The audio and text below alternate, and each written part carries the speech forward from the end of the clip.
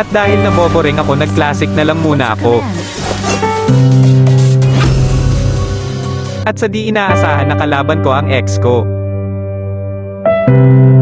Di ko na lang pinansin kasi hindi naman ako sure kung siya ba talaga yun or kapangalan lang. Ganito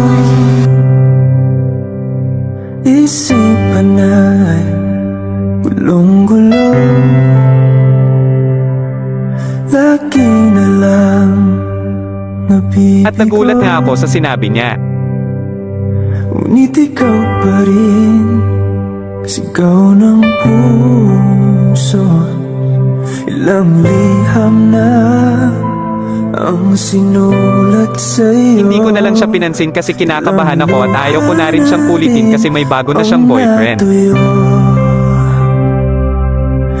Kailan kaya muling makakatawang?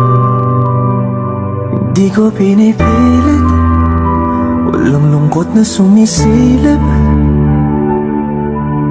Kailan kaya muling makakamit? Dahil ang kulit niya, nagpanggap na lang ako na girlfriend ko ang gumagamit ng account ko para tumigil na siya kasi ayaw ko nang balikan ang mga nakaraan. Kailan